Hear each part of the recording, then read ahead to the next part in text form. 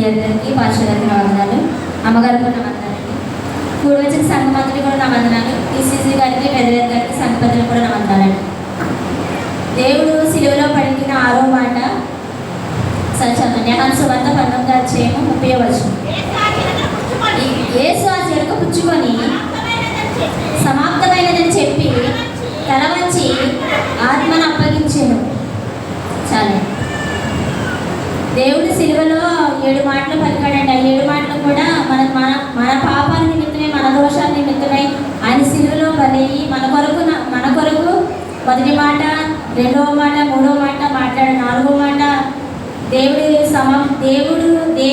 దేవాది దేవుడు యేసయ్యను చెయ్యి విడిచేసాడని ఆ బాధతో నా చెయ్యి ఎందుకు విడిచేసావయ్యని 4వ మాట మాట్లాడాడు. అలాగే దప్పికొన్నప్పుడు దేవుడికి చేదైన చిరకను ఆ రోజైతే రోమా ప్రభుత్వం అయితే అందించింది. మనకైతే దేవుడికి ఇచ్చే జీవ జలపు ఓటలను మనకు అందించాడు. ఆ జలపు ఓటల ద్వారా మనం ఇంతవరకు దేవునిలో మనం బలపడి ఇంతవరకు మనం బ్రతికి ఉన్నామంటే దేవుడు మనకి ఇచ్చిన జీవజలపు ఓటలు. జీవజలం అంటే ఏంటంటే దేవుని వాక్యమే మనకి ఇచ్చినాడు. ఆ వాక్యం ద్వారా మనము దినదినము బ్రతుకుతున్నామండి. ఈ 6వ మాటలో దేవుడు సమాప్తమైందని చెప్తున్నాడు. ఏం సమాప్తం ఏంటంటే ఆయన వచ్చి ఆయన బ్రతుకు సమాప్తం అయిపోయింది, నేను వెళ్ళిపోతున్నానని చెప్తున్నాడండి. అలా కాదండి, దేవుడు తనకి ఇచ్చిన పని సమాప్తమైందని అంటున్నాడండి. దేవుడు ఈ లోకానికి ఏ కార్యాన్ని వచ్చాడో ఆ మాటను సమాప్తి చేసి, ఆ పనిని పూర్తి చేసి, నేను పూర్తి చేశాను తండ్రి అని దేవునితో ప్రభువైన యేసుక్రీస్తు మాట్లాడుతున్నాడండి. దేవుడు చేసిన పని ఏంటంటే దేవుడు ఏ కార్యాన్ని వచ్చాడు ఈ లోకానికి దానిని సఫలం చేశాడండి. ఏ పని కూడా దేవుడు భూమి మీద విడిచిపెట్టలేదండి. దేవుడు తనకు అప్పగించిన పనిని అంతటిని పూర్తి చేసి సమాప్తమైనదని తండ్రి అని ఆనాడు సిలువలో 6వ మాటగా దేవుడు యేసుక్రీస్తు పలికాడండి. మన భూమి మీద ఈ ప్రతి మనిషికి, ప్రతి జనం మీద ఒక కారణం ఉంటుందండి. ఏ బిడ్డ ఏ కారణం చేత పుట్టాడో దేవుడు మనకి మనం పుట్టక ముందే మన తలరాతను రాసి దేవుడు ఈ భూలోకాన్ని పంపిస్తాడు. ఎవరికి ఏ తలాంతి ఇచ్చాడో ఆ తలాంతిని మనం నెరవేర్చే వాళ్ళుగా మనం ఉండాలి. దేవుని సన్నిధిలో దేవుని కొరకై దేవుని పనిని చేసే బిడ్డలుగా మనం అందరూ కూడా ఉండాలి. సూర్యుని పుట్టుకి ఎలాగైతే కారణం ఉందో దేవుడు సూర్యుని ఎందుకు పుట్టించాడంటే మనకు వెలుగుగా పుట్టించాడు. సూర్యుడు లేకపోతే మనం జీవించగలమంటే జీవించలేము. చంద్రుడిని ఎందుకు పుట్టించాడంటే మనకి రాత్రి, చంద్రుడు లేకపోతే చల్లదనం లేకపోతే మనం జీవించలేము. ఏ సృష్టిలో ఏది దేవుడు చేసిన దాని ఫలితం ఏంటంటే దానికి ఒక కారణం ఉంటుంది. దాని కారణం ద్వారానే దేవుడు వాటిని సృజించాడండి. దేవునికి అసాధ్యమైనది ఏది లేదు కనుక ఆ రోజు దేవుడు సిలువను తప్పించుకొని అంటారా, సిలువను దేవుడు లేఖనాలు నెరవేర్చబడాలని దేవుడు పాత నిబంధన ఆదికాండం 22వ అధ్యాయం కానించి ప్రకటన గ్రంథం వరకు కూడా మా ప్రవక్తల గ్రంథంలో ఏంటి, కీర్తన గ్రంథంలో ఏంటి, మోషే ధర్మశాస్త్రంలో ఏంటి రాసిన ప్రతి వచనము, ప్రతి మాట కూడా నెరవేర్చబడడానికి భూలోకానికి దేవుని తండ్రి దేవుని ద్వారా పంపబడ్డాడు. ఆ పంపబడిన కార్యాన్ని బట్టి దేవుడు సమాప్తి, ఆయన పంపించిన కార్యము ఎంతటిని సమాప్తం చేశాను తండ్రి, నీ పనిని నేను ముగించానని దేవునికి సమాప్తమైందని చెప్తున్నాడండి. యోహాను సువార్త 17వ అధ్యాయము 4వ వచనం చదవండి. చేయుటకు నీవు నాకు ఇచ్చిన పని నేను సంపూర్ణంగా నెరవేర్చి భూమి మీద నిన్ను మహిమపరచితిని. చాలా చేయుటకు నీవు నాకు ఇచ్చిన పని నేను భూమి మీద నెరవేర్చి భూమి మీద నిన్ను మహిమపరచితిని అన్నాడు. చేయుటకు దేవుడు ఏ పని ఇచ్చాడని దేవుడు తండ్రి చేయడానికి దేవుడు ఏ పని అయితే యేసుక్రీస్తుకు అప్పగించాడో ఆ పనిని సంపూర్ణంగా నెరవేర్చి భూమి మీద నిన్ను ఘనపరిచాను. దేవుడు అనేక రకములైనటువంటి పనులు ఆయనకు అప్పగించాడనండి. ఆ పనులలో ఒకటి సువార్త ప్రకటించడం. మార్కు సువార్త 1వ అధ్యాయం 38వ వచనం చూడండి. ఆయన ఇతర సమీప గ్రామములలోనూ నేను ప్రకటించినట్లు వెళ్ళుదము రండి, ఇందు నిమిత్తమే కదా నేను బయలుదేరి వచ్చిందని వారితో చెప్పాను. చాలండి. అంటే అది ఎవరి పని అండి? యేసుక్రీస్తు పని. ప్రభు అయిన యేసుక్రీస్తు ఎవరు అప్పగించిన పని చేస్తున్నాడండి? తండ్రి అయిన దేవుడు అప్పగించిన పనిని ప్రభు ఎలా చేశాడంటే సంపూర్ణంగా నెరవేర్చాడు. దేవుడు తనకు అప్పగించిన పని సంపూర్ణంగా ఏ ఒక్కటి విడిచిపెట్టకుండా సంపూర్ణంగా నెరవేర్చి, నీవు నాకు అప్పగించిన పని నేను సంపూర్ణంగా నెరవేర్చానని సిలువలో 6వ మాటగా దేవుడు పలుకుతున్నాడండి. యోహాను సువార్త 10వ అధ్యాయం 17 18 వచనం చూడండి. నేను దాని మరలా తీసుకున్నట్లు నా ప్రాణము పెట్టుచున్నాను. ఇందువలననే నా తండ్రి నన్ను ప్రేమించుచున్నాడు. ఎవడును నా ప్రాణమును తీసుకొనడు. నా అంతటి నేనే పెట్టుచున్నాను. దాన్ని పెట్టుటకు నాకు అధికారం కలదు. దాన్ని తిరిగి తీసుకొనుటకు నాకు అధికారం కలదు.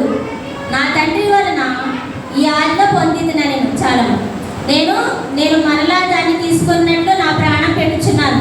దేవుడు తనకు తానే ప్రాణం పెట్టాడండి. ఎందుకంటే దేవుడికి తండ్రి అయిన దేవుడు మరలా నువ్వు బ్రతుకుతావని దేవుడు లేఖనం నెరవేరినట్లు నువ్వు బ్రతుకుతావని దేవుడు సెలవించి నా ప్రాణము మరలా తీసుకోవడానికే నేను చనిపోతున్నానని, ఇందువల్ల నా తండ్రి నన్ను పంపించాడని మా ప్రభువైన యేసుక్రీస్తు శిలువలో పడుతున్నాను. చూసారండి, సమాప్తమని ఎందుకు అంటున్నాడంటే నా తండ్రిని నాకు ఈ ఆజ్ఞ ఇచ్చాడు. ఏమిటంటే నీ ప్రాణం పెట్టాలి, ఇతర సమీప పట్టణాల్లో నీవు సువార్తను ప్రకటించాలి. అలాగే నేను నీకు అప్పగించిన ప్రతి పని నువ్వు బాధ్యతగా నెరవేర్చాలి. లేఖనాలు నీ అందు నెరవేర్చాలి. నేను ఏదైతే గ్రంథంలో నీ కొరకు రాయించానో ప్రతి పనిని నువ్వు దిగ్విజయముగా పూర్తి చేయాలి. నువ్వు భూమిని విడిచిపెట్టి రావాలని, అంతవరకు భూమి మీద ఉండాలని తండ్రి చెప్పాడు. కనుకనే దేవుడు తనంతటి తానే సిలువకు అప్పగించుకున్నాడండి. ఎవరు పట్టుకుంటే ఎవరు పట్టుకోలేదని దేవుడు తనకు తానే సిలువకు సమర్పించుకున్నాడండి. సమర్పించుకొని దేవుడు శిలువలో నీ కొరకు, నా కొరకు, మన పాపాల కొరకు, మన తలంపుల కొరకు ఆయన తల మీద మొండ కిరీటం పెట్టారు. మన శరీరం చేసిన పాపాల నిమిత్తం ఆయన శరీరము చేర్చబడిందండి. మనం ఇంకా పాపంపై ఉండకుండా దేవుడు ఎప్పుడో 2020 సంవత్సరాల కిందట సిలువేయబడ్డాడు. కానీ మనం ఈ రోజుల్లో దినదినము ఆయన సిలువేసిన వారిగా ఉంటున్నాం. ఇదైతే ఈ రోజు దేవుడు సిలువేస్తున్నాడని కాదండి, కాబట్టి మనం జ్ఞాపకం చేసుకున్నాం. ఇంకా ఎవరైనా మారు మనసు పొందని జనులు ఉన్నారేమో, నా మాటలు విని మారు మనసు పొందుతారని దేవుడు ప్రతి సంవత్సరము లేఖనాల ద్వారా మనల్ని లేపుతున్నాడు. మనం నిద్రపోయే వారిని దేవుడు తన మాటల ద్వారా లేపుతున్నాడు. మన గ్రహించకుండా ఉంటే కనుక మన పాపంలోనే ఉండిపోతాం. మన దేవుడు మనకి ఇచ్చిన పని, మనకి ఏ బిడ్డకి ఏ తలాంతి అయితే ఇచ్చిన్నాడో ఆ బిడ్డ ఆ తలాంతిని నెరవేర్చుకొని, ఒకరు ప్రార్థన తలంతిస్తాడు, ఒక వాక్యం అని తలంతిస్తాడు, వాక్యం చదివే తలంతిస్తాడు, పాటలు పాడే తలంతిస్తాడు, దేవుని పరిచర్య చేసే తలంతిస్తాడు. దేవుడు ఇచ్చే పనిని దేవుడు ఏ పని అయితే ఏ బిడ్డకైతే అప్పగించాడో ఆ బిడ్డ ఆ పనిని సంపూర్తిగా చేయాలి. ఈ లోకంలో మనము బ్రతికామంటే కాదు, కానీ దేవుని కొరకు బ్రతికి చనిపోయేవారిగా మనం ఉండాలండి.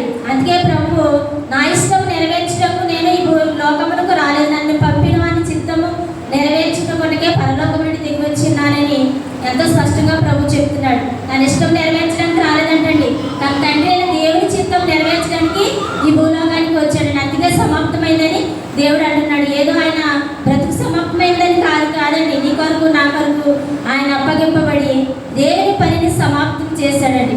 ఒక్క పని కూడా భూమి మీద మిగలకుండా దేవుడు చేసినందుకే సమాప్తమైనదని అంటున్నాడు. ఎన్ని బాధలైనా సరే, ఎన్ని బాధలు పెట్టారంటే రాడువారు ఆ రోజుల్లోనూ శాతాలతో శోధింపబడ్డారు. శాస్త్రులు పరిశ్రమలతో ఎన్నో సూటిపాటి మాటలు శోధనలో ఒక పక్క ఉన్నా సరే శరీరపరంగా ఎన్నో ఇబ్బందులు ఆయన ఎదుర్కొన్నాడండి. మన నిమిత్తము బలహీనుడయ్యాడు. ఆయన మన నిమిత్తము మన పాపాన్ని ఆయన మోస్తున్నాడండి. ఆయన ఎన్నో శ్రమలు, ఎన్నో ఇబ్బందులు ఎదుర్కొంటున్నాడు. ఆయన వాటన్నిటిని భరిస్తూ ఇన్ని ఇబ్బందులు ఉన్నప్పటికీ సరే ఆయన ఏం చేశాడంటే, ఆయన దేవుడు తనకు అప్పగించిన పని ఏంటండి, పగలంతా కూడా సువార్త ప్రకటించి ఎవరందరినీ కూడా సువార్తలోకి నడిపించి దేవుని మార్గంలో నడిపించి ఎన్నో స్వస్థతలు దయచేశాడు. ఎంతోమంది స్వస్థపరిచాడని దేవుడు. చనిపోయిన వారిని లేవనెత్తాడు, గుడ్డివారిని, కుంటివారిని, కాలు చేతులు లేని వారిని అందరినీ కూడా దేవుడు స్వస్థపరిచాడు. పగలంతా దేవుని సువార్తను ప్రకటిస్తూ రాత్రంతా నీ పాపం కొరకు, నా పాపం కొరకు నిద్రపోకుండా రాత్రంతా కొండ మీదకి వెళ్ళి ప్రార్థనలో గడిపాడండి. అదే దేవుడు తనకిచ్చిన పని. ఆ పనిని దేవుడు సమాప్తి చేశాడండి. సమాప్తి చేసి లోకసువార్త 24వ అధ్యాయము 44వ వచనం. లోకసువార్త 24:40.